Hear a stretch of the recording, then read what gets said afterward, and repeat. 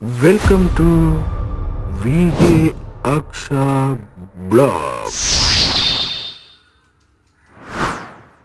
வணக்கம்.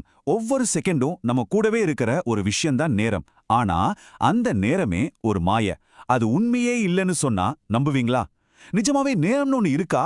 இல்ல அது நம்ம மனசோட ஒரு விளையாட்டு தானா? வாங்க, இந்த பிரபஞ்சத்தோட மிகப்பெரிய மர்மங்கள்ல ஒண்ண இன்னைக்கு நாம அலசி பார்க்கலாம். முதல்ல இந்த கேள்விய கொஞ்சம் யோசிச்சு பாருங்க. நாம அடிக்கடி சொல்ற ஒரு வார்த்தை நேரம் வேகமா ஓடுதுன்னு. ஆனா உண்மையிலேயே நேரம் ஓடுதா இல்ல நாம தான் நேரம்ங்கிற ஒரு பெரிய நதியில மிதந்துட்டு இருக்கோமா? இந்த ஒரு கேள்வி நம்ம மொத்த புரிதலையும் தலைகீழா மாத்த போகுது. சரி, நேரம் ஒரு மாயாயாங்கிற கேள்விக்கு பதில் கண்டுபிடிக்கணும்னா நாம முதல்ல தப்பு எங்க நடக்குதுன்னு பார்க்கணும். நாம கையில கட்டுற கடிகாரம், சோத்துல மாட்டி இருக்கிற கடிகாரம், இதெல்லாம் உண்மையிலே நேரத்தை தான் காட்டுதா? வாங்க, அதை முதல்ல ஆராய்வோம். நாம பொதுவா நேரத்தையும் நேரத்தை அளக்க நாம பயன்படுத்துற கருவிகளையும் ஒண்ணுன்னு நினைச்சு குழப்பிக்கிறோம். ஆனா கடிகாரமும் கேலண்டரும் நேரத்தோட கருவிகளே தவிர அதுவே நேரம் கிடையாது. இது ரெண்டுக்கும் நடுவுல ஒரு பெரிய வித்தியாசம் இருக்கு. அது என்னன்னு இப்ப பாப்போம்.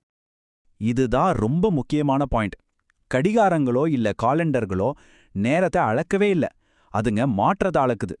உதாரணத்துக்கு, பூமி ஒரு தடவை தன்னைத்தானே சுத்துற அந்த மாற்றத்தை நாம ஒரு நாள் அப்படின்னு சொல்றோம்.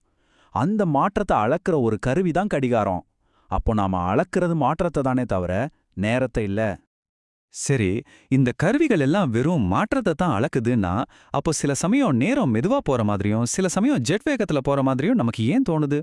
இதுக்கு காரணம் அந்த உணர்வு வெளியிருந்து வரல, நம்ம மூளைக்குள்ள இருந்து வருது. யோசிச்சு பாருங்களேன், ஒரு பயங்கரமான விபத்து நடக்க போகுதுன்னு வைங்க. அந்த சில நொடிகள் எவ்ளோ மெதுவா ஸ்லோ மோஷன்ல நகர்ற மாதிரி இருக்கும். ஒவ்வொரு சின்ன அசைவும் நம்ம கண்ணுக்கு தெரியும். ஏன்னா பயம் நம்ம மூளைய அதிக தகவல்களை ப்ராசஸ் பண்ண வைக்குது. அதனால நேரம் அப்படியே மெதுமான மாதிரி ஒரு பிரம்மை ஏற்படுது. இதுக்கு அப்படியே ஆப்போசிட். நம்ம நண்பர்களோட ரொம்ப சந்தோஷமா பேசிட்டு இருக்கும்போது மணிக்கணக்கா நேரம் போனதே தெரியாது. அடடா, அதுக்குள்ள இவ்ளோ நேரமாச்சான்னு தோணும். இங்க பாருங்க, மகிழ்ச்சி நேரத்தை வேகமா ஓட வச்ச மாதிரி ஒரு உணர்வை கொடுக்குது. ஸோ இதுலேருந்து என்ன தெரியுதுன்னா, இந்த பிரபஞ்சத்துக்குன்னு ஒரு பொதுவான கடிகாரம்லாம் இல்ல. நம்ம ஒவ்வொருத்தரோட மனசும் ஒரு தனி கடிகாரம் மாதிரி.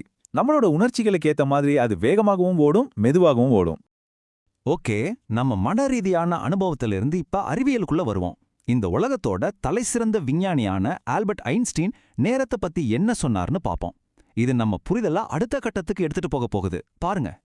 ஐன்ஸ்டீன் சொன்ன இந்த ஒரு வரி நேரத்தை பத்தின நம்மளோட மொத்த பார்வையும் மாத்திருச்சு. நேரம் சார்புடையது. அதாவது உங்களுக்கும் எனக்கும் நேரம் ஒரே வேகத்துல போறது இல்ல.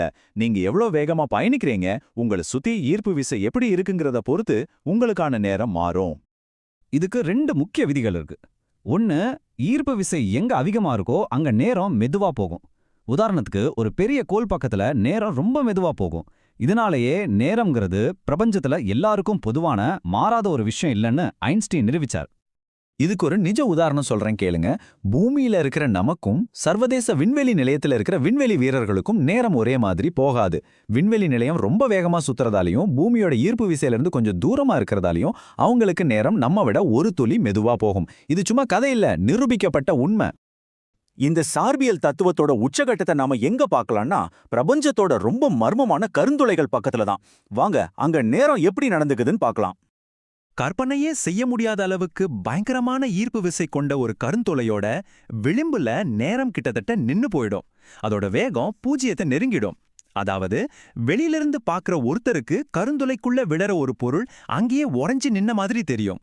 ஏன்னா அந்த இடத்துல நேரம் அப்படியே ஸ்தம்பிச்சிடுது.